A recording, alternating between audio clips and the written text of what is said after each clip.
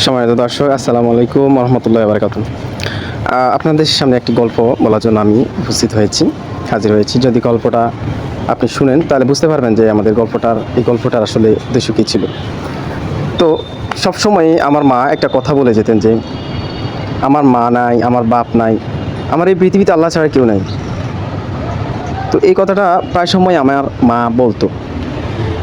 দীর্ঘদিন থেকে আমার মা অনেক অসুস্থ এবং তার রোগাক্রান্ত অবস্থায় থাকার দরুন তিনি এই কথা আর বারবার বলেন না যে আমার মা বাপ কেউ নাই। মানে এটা প্রায় সময় আমাকে অনেক সময় আমার প্রতি বিরক্ত হয়ে বা যে কোনো কারণে বা নিজের প্রতি অবহেলা বা যে কোনো বিষয় নিয়ে এই কথাগুলো বলতেন, বিভিন্ন কষ্ট ফেলে এই কথাগুলো বলতেন যে আমার মা বাপ কেউ নেই। তো আসলে এই কথাটা বলার উদ্দেশ্য হলো যে এখন আমার মা খুবই অসুস্থ। আমার মা এখন আর এই কথাগুলো বলেন না যে আমার মা নাই, বাপ নাই। তো কেন বলেন না আপনাদেরকে একটু বলছি যে না বলার কারণ হলো যে তিনি খুবই অসুস্থ এবং রোগাক্রান্ত, যার কারণে এখন নিজের দিকে তাকাতেই মানে নিজের এই আখের গোছাতেই এখন তার বাবা মায়ের কথা এখন আর আগের মতো মনে করে না।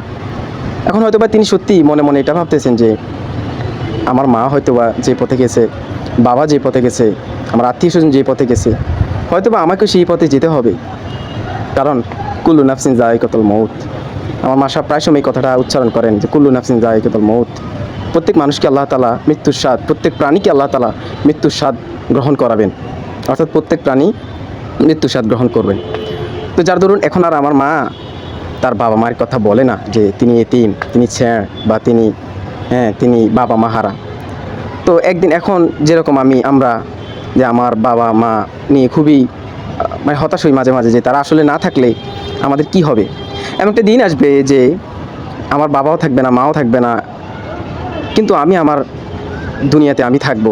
আবার একটা সময় আমার মায়ের মতো আমার হবে যে আমার খুবই অবস্থা নাজুক হবে, রোগাগ্রস্ত হব, বা দিন শেষে আমার আখের আমি গোছানোর জন্য চেষ্টা করব, বা দিন শেষে আমি আমার কবরের কথা স্মরণ করব। তখন হয়তো বা এই যে আমার মা এখন যেরকমভাবে আমার তার বাবা মায়ের কথা বলে, উচ্চারণ করে, হয়তো বা আমিও আমার বাবা মা বা অন্য যাদের প্রতি আমার মায়া মহব্বত জমেছে তাদের কথা স্মরণ করব না।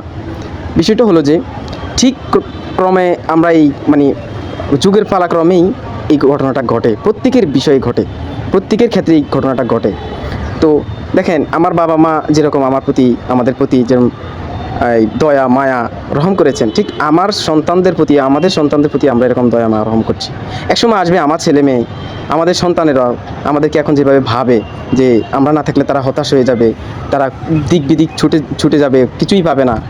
আসলে দিন শেষে এটাই মানুষদের যেই কালের আবর্তে প্রত্যেকের আখের গোছাতে হবে। কুল্লু নাফসিন যায়কাতুল মউত, প্রত্যেকে মৃত্যু স্বাদ গ্রহণ করতে হবে। আর এটা যেহেতু করতেই হবে, এই জন্য প্রত্যেককেই তার নিজের জন্য, আল্লাহর জন্য, যে আল্লাহ আমাদেরকে কেন সৃষ্টি করছেন, কী জন্য সৃষ্টি করছেন, সেটা দিকে লক্ষ্য রেখে জীবনকে পরিচালনা করাই আমাদের মূল লক্ষ্য। আল্লাহ তাআলা কালামে ফাঁকে বলেন যে মা খালাকাতুল জিন্না ওয়াল ইনসা ইল্লা লিয়াবুদুন, আমাদেরকে মূলত সৃষ্টি করা হয়েছে ইবাদতের জন্য। তার মানে বাবা মা আত্মীয় স্বজন যারাই থাকবে কালের আবর্তে সবাই সবার কথা চিন্তা করবে, কেউই কাউকে নিয়ে বেঁচে থাকবে না, কেউ কারোর কথা স্মরণ করার সময় থাকবে না। ঠিক কিয়ামতের ময়দানেও, হাসরেও ঠিক নিজেকে ছাড়া অন্য কাউকে নিয়ে ভাবার সময় নেই। এটা একটা উদাহরণ দিলাম দুনিয়ার ক্ষেত্রে। তো যাই হোক, আপনাদের কেমন লাগলো এই পর্যন্ত দেখার জন্য আপনাকে ধন্যবাদ। আর ভালো লাগলে আমার চ্যানেলটি সাবস্ক্রাইব করে দিবেন। ফেসবুক থেকে দেখে থাকলে ফলো করে দিয়ে কমেন্ট করে জানাবেন এই ঘটনাটা আসলে বাস্তব কিনা। ধন্যবাদ, ভালো থাকবেন, সুস্থ থাকবেন, আসসালামু আলাইকুম।